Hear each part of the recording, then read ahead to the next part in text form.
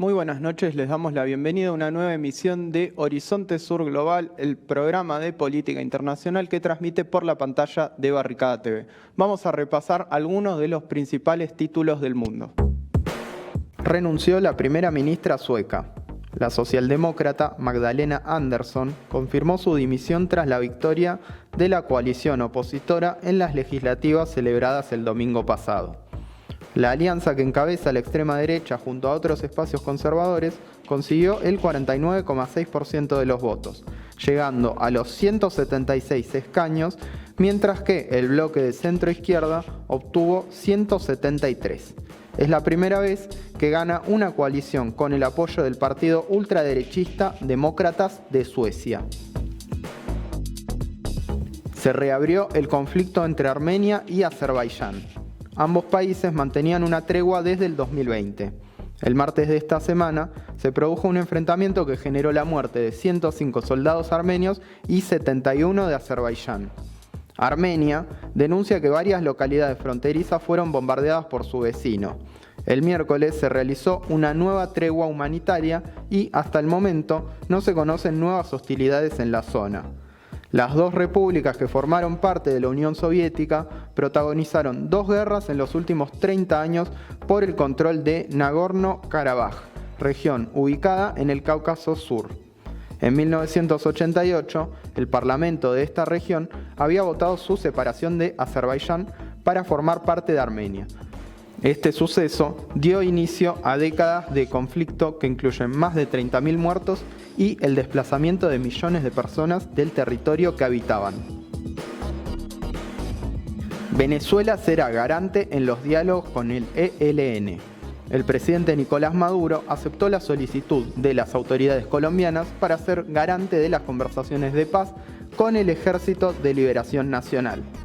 La convocatoria de Gustavo Petro se da en el marco del restablecimiento de las relaciones diplomáticas entre ambos países y luego del arribo a La Habana de las delegaciones del gobierno de Colombia para iniciar las conversaciones con la guerrilla.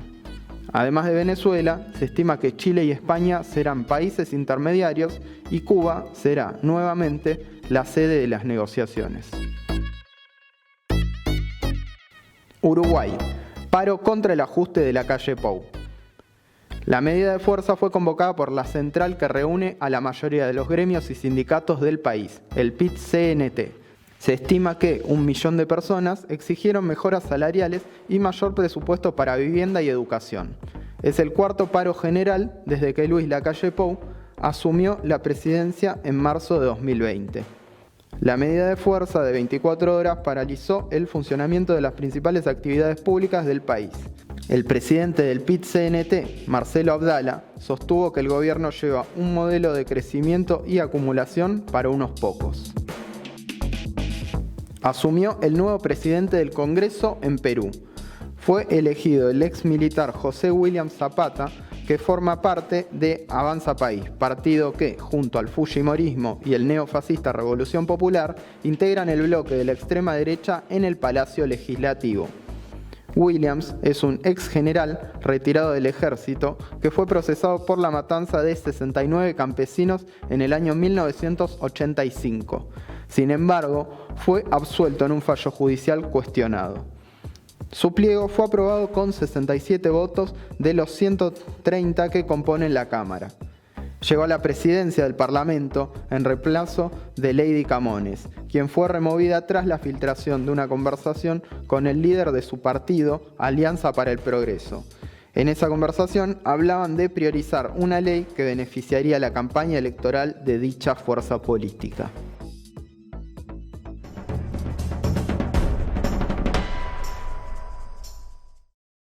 Continuamos con Horizonte Sur Global. Se cumplieron 6 meses desde que Gabriel Boric asumió como presidente en Chile.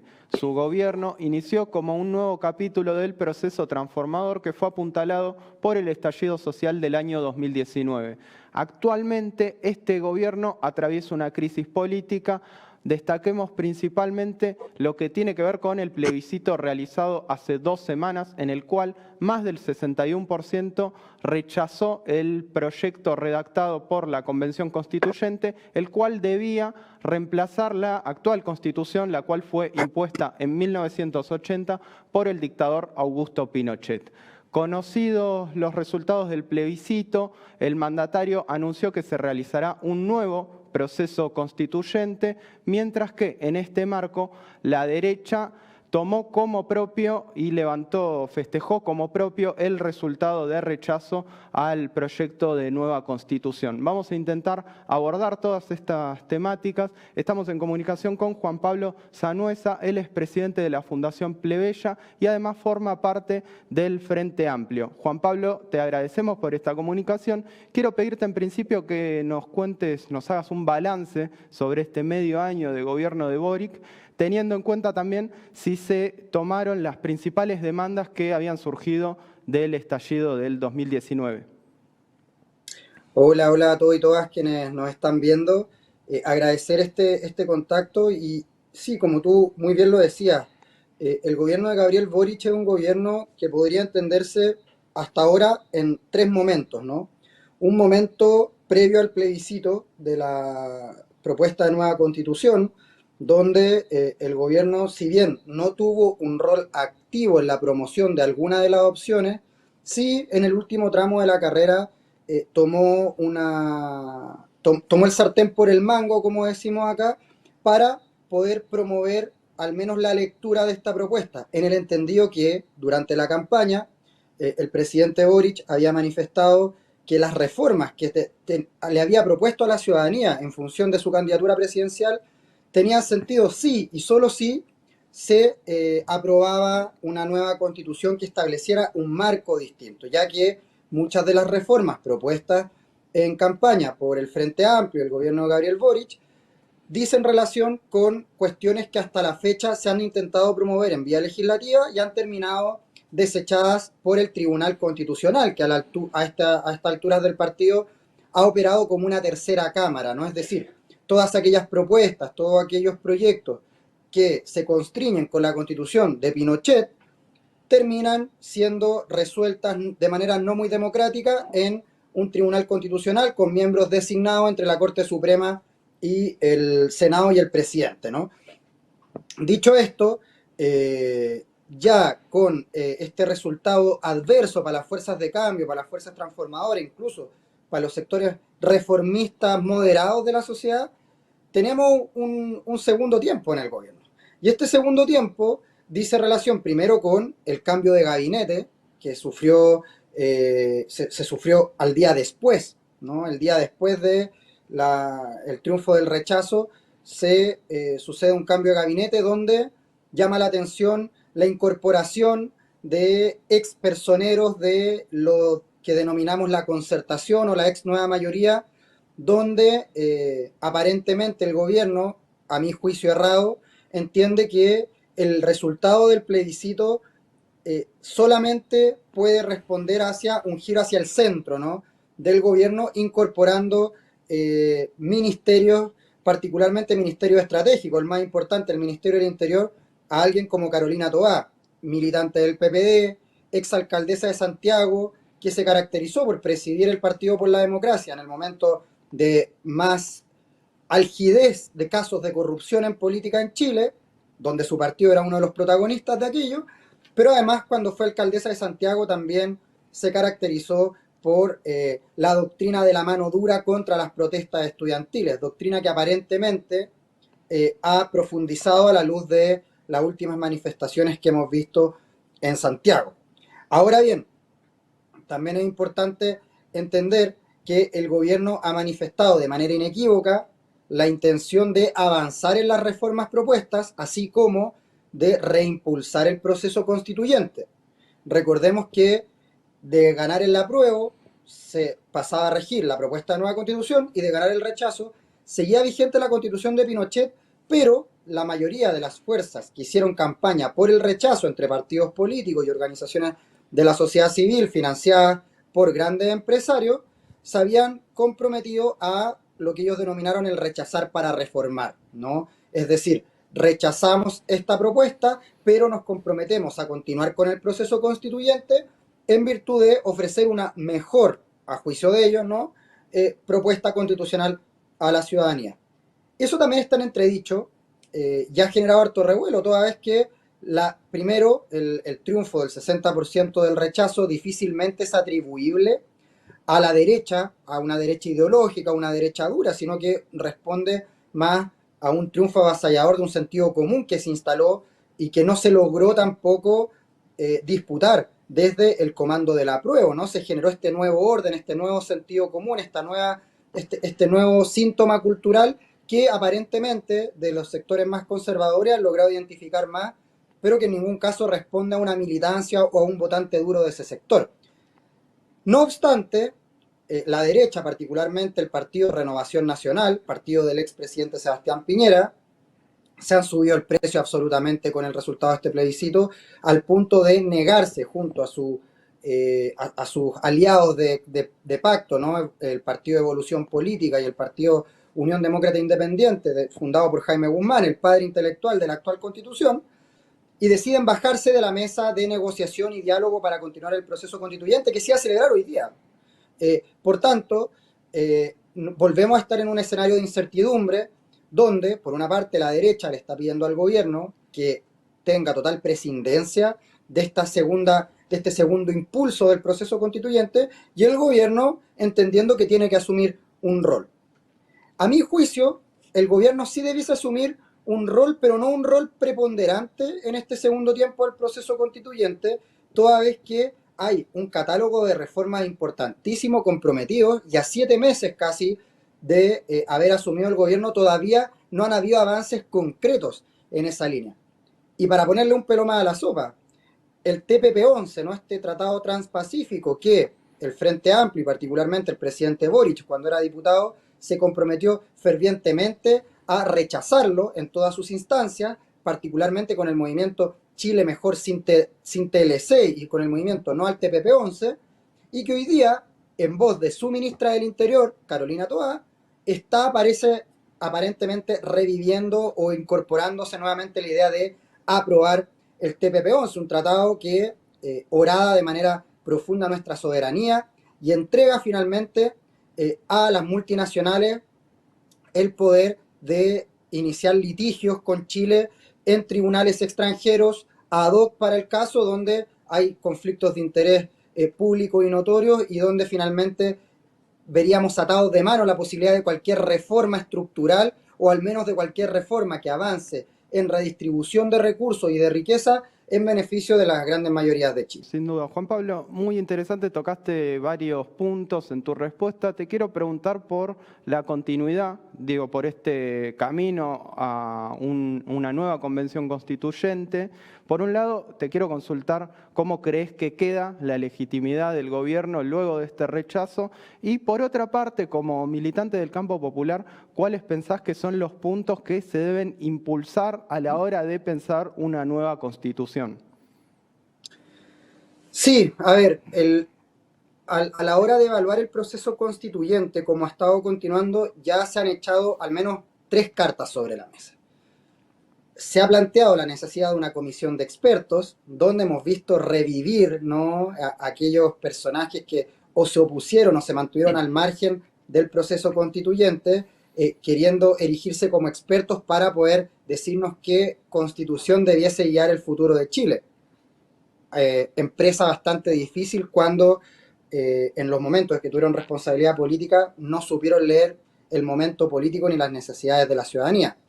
Luego se ha planteado, bueno, y respecto al comité de expertos también está la duda, ¿qué expertos, no? Porque hay expertos para todo y en una democracia la gracia es que la soberanía popular sea el horizonte de construcción junto a la ciudadanía y no la tecnocracia que sería el gobierno dirigido por estos pretendidos expertos, que haber hecho doctorados en Europa no es sinónimo de poder interpretar de mejor manera lo que requiere el pueblo de Chile. Eso por una parte. Por otra parte, se ha planteado que sea el Congreso quien determine el fondo y la forma de la nueva Constitución y se aborde finalmente una suerte de espacio, una mixtura entre el Congreso y un comité de expertos, o mitad Congreso, mitad convención electa y expertos, y habemos quienes creemos que si bien es posible que el acuerdo se dé en sede parlamentaria, finalmente la única y mejor posición es una convención constitucional nueva que tenga como único y exclusivo mandato el redactar una propuesta de nueva constitución que no signifique desviar las labores legislativas necesarias y urgentes en este periodo y que nos permita una discusión acorde a la Carta Magna que necesitamos para los próximos 50, 60 años, ¿no? Al menos. En ese sentido, también tú me preguntabas por la urgencia. Yo creo que hay hartas urgencias que no solamente se han visto ahora a propósito de la pandemia y del estallido social, sino que se vienen poniendo en la mesa y particularmente en las calles de Chile hace bastante años. La primera es una reforma profunda al sistema de pensiones. Tenemos un sistema de pensiones que genera pobreza, que genera una vejez indigna y requerimos echar mano pronto de un sistema que garantice una vejez digna y poder asegurarnos un envejecimiento estable y razonable y decente en nuestro país. Por otra parte, se necesita una reforma profunda también al sistema de salud. El sistema de salud que tenemos en Chile depende hoy día exclusivamente de la capacidad de endeudamiento de los ciudadanos. Difícilmente operaciones millonarias van a tener subsidio estatal y por tanto lo que deviene es listas de espera con gente ya fallecida, aún en espera de ser operada, es una cosa entre paradójica y cruel, es tragicómica, es recurrente en Chile que de hospitales públicos, de centros de salud pública, se llame a familias para decir que ahora sí hay una hora para atender a su familiar X que está hace 7 años esperando y se enteran en ese mismo momento que la persona había muerto hace un par de años ya. Entonces hay listas de espera hoy día que te llevan directo al cementerio. Pero también hay un sistema de salud bastante perverso que finalmente usufructa de el trabajo de las y los trabajadores chilenos al punto que las ISAPRES, que son las aseguradoras de previsión de salud en Chile privadas, se han enriquecido de manera burda en todas estas décadas y están atosigadas las cortes de apelaciones de todo Chile con recursos de protección contra aquellas, al nivel que la Corte Suprema ya estableció una orden general para que se rechace, o sea, se dé curso a todos estos recursos de apelación y se rechace todo aumento arbitrario de las ISAPRES a los ciudadanos y ciudadanas de Chile. Por tanto, es urgente una reforma al sistema de salud que no mira personas, sino que solo mira cifras. Y finalmente, creo que una tercera patita, podríamos decir, está dada por el tema de la seguridad.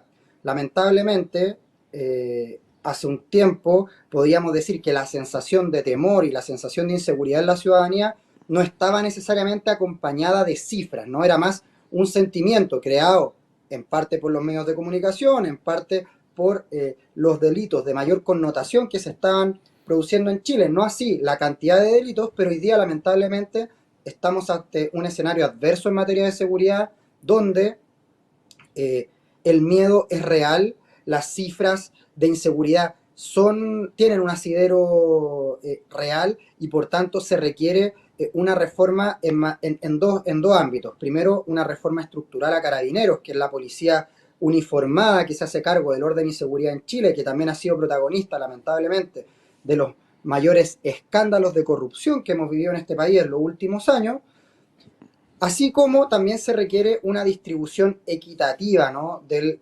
fenómeno o principio de la seguridad. Vemos que hay una desigualdad en la repartición de recursos y elementos de seguridad en el país que tienden a privilegiar a quienes ya tienen privilegios y abandonar a los últimos de la fila a su suerte, teniendo fenómenos como el narcotráfico, con cifras crecientes y preocupantes, pero también fenómenos que no habíamos vivido en el país hace una década, fenómenos como el Tren de Aragua, ¿no? El Tren de Aragua, que es un cartel de migrantes venezolanos que se encargaba de recorrer Chile infundiendo terror y produciendo delitos de alta connotación e impacto social. que ha sido desarticulado en su gran mayoría por el gobierno de Gabriel Boric, que ingresó a Chile en el gobierno de Sebastián Piñera, pero que ya se ha ido instalando como un miedo con respaldo, como decía, en la ciudadanía y del cual hay que hacerse cargo. Y si me permiten, un cuarto elemento también, me parece que la reforma al sistema de educación es necesaria desde 2011, incluso antes los estudiantes nos hemos movilizado por un nuevo sistema de salud, de educación, perdón, público, gratuito y de calidad, y como país estamos al debe, me parece que en esa materia al menos.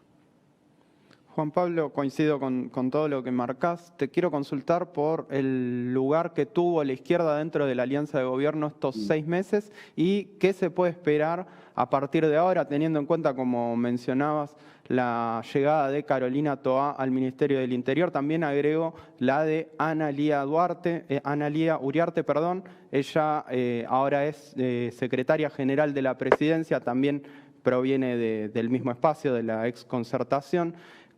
¿Qué se puede esperar entonces de la izquierda dentro de la alianza de gobierno, teniendo en cuenta también estas demandas populares que vos mencionabas, referidas a educación, a salud, a las pensiones y también a la reforma necesaria en la seguridad?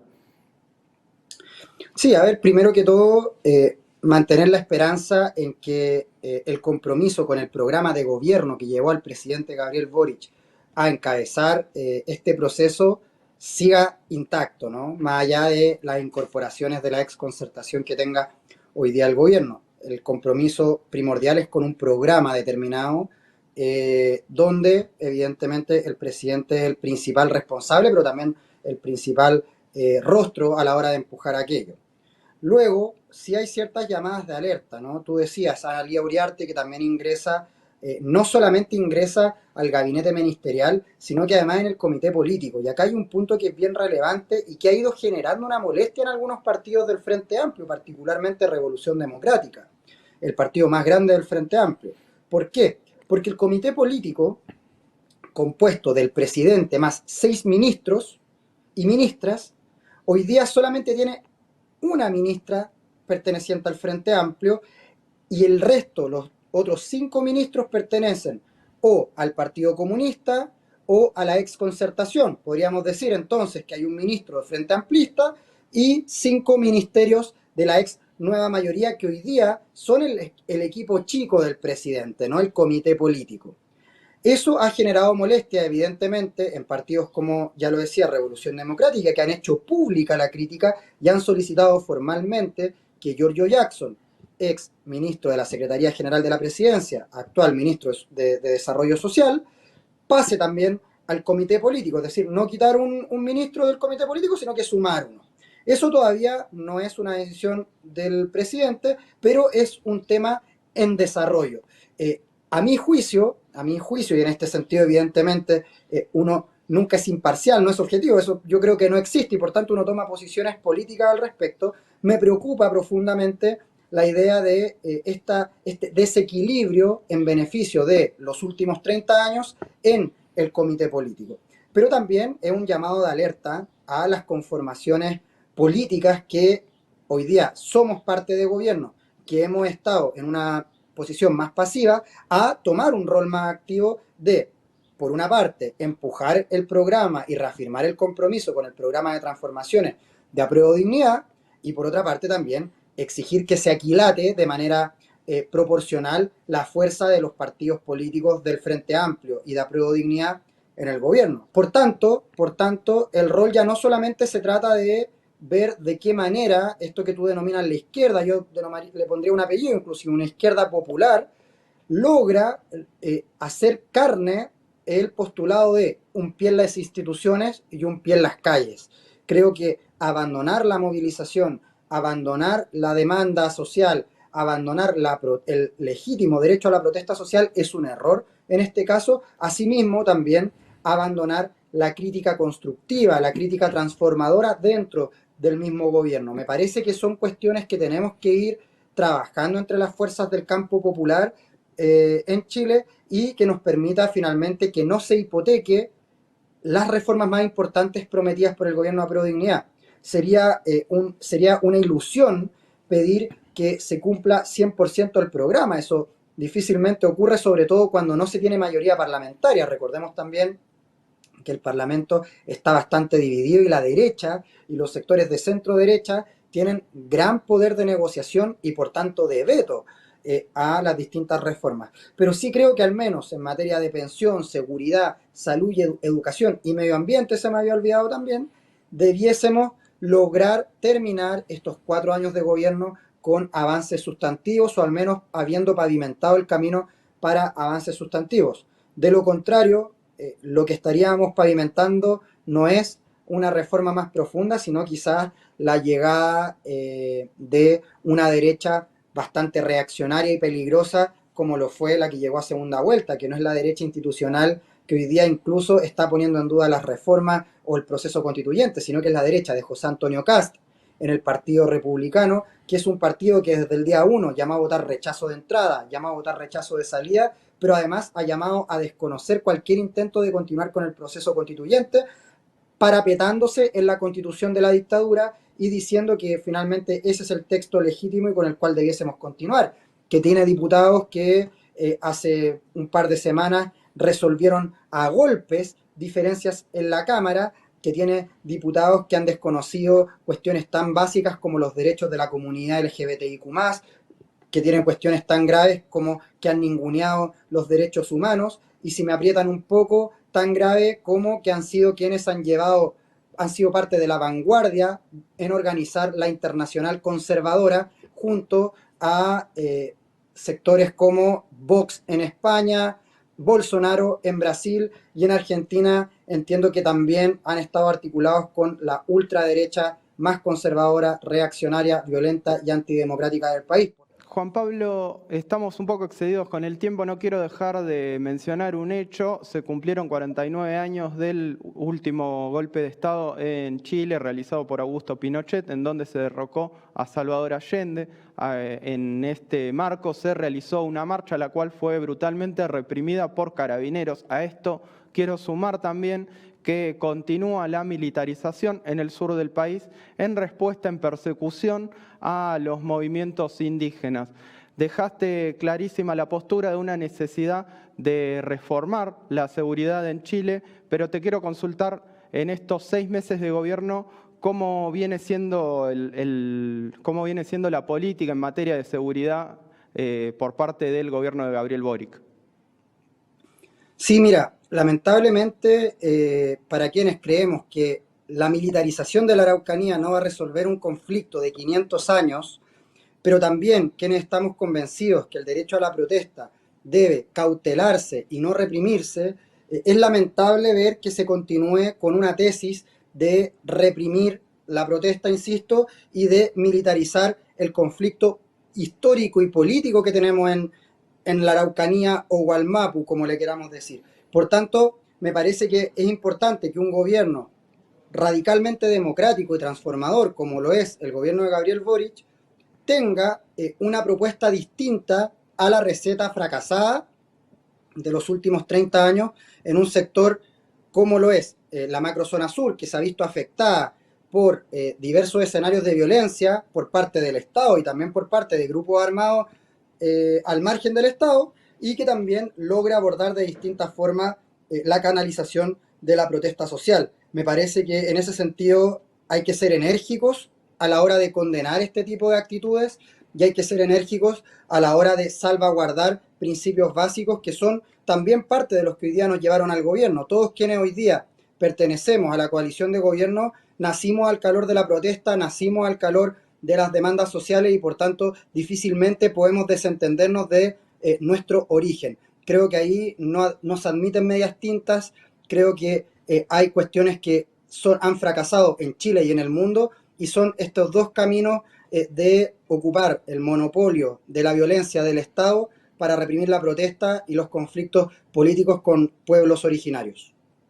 Juan Pablo, ha sido muy claro, te agradecemos mucho por tu participación en Horizonte Sur Global y estaremos en contacto. Por supuesto, esperamos que se puedan retomar la mayor cantidad de demandas del pueblo surgidas en los últimos años y que se logre una nueva constitución para finalmente reemplazar la herencia del dictador Augusto Pinochet. Un abrazo muy grande, te agradecemos, Juan Pablo.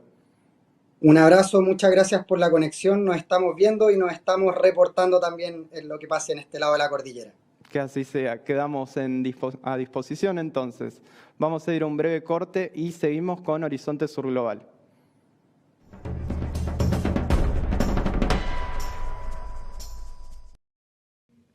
Continuamos con Horizonte Sur Global. Vamos a ver ahora la columna semanal de ARG Medios. Está el compañero Julián Insaugarat. Él nos va a contar sobre las nuevas medidas restrictivas tomadas por el gobierno israelí. Hola Juli, ¿cómo andas? ¿Qué tenés para contarnos? ¿Cómo va, compañeros? Saludos a todos los colegas de Barricada. Quería comentarles en esta oportunidad, bueno, como decías, las medidas que tomó el gobierno de Israel contra el pueblo palestino. En las últimas semanas se fue conociendo una ley que busca regular el ingreso de extranjeros a la Cisjordania ocupada, ¿sí? Esta nueva ley fue publicada por el Coordinador de Actividades Gubernamentales en los territorios ocupados, que es la autoridad que básicamente aplica las políticas del gobierno israelí en los territorios palestinos ocupados.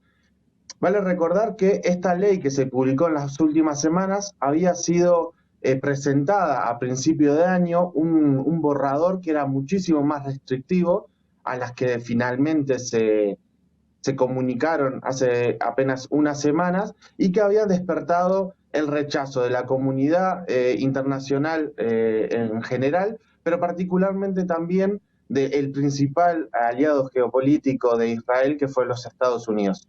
Está por más de decir que obviamente los palestinos y palestinas rechazan estas nuevas leyes que regulan y profundizan, ¿no?, el control de la vida diaria y los movimientos dentro y fuera del territorio ocupado.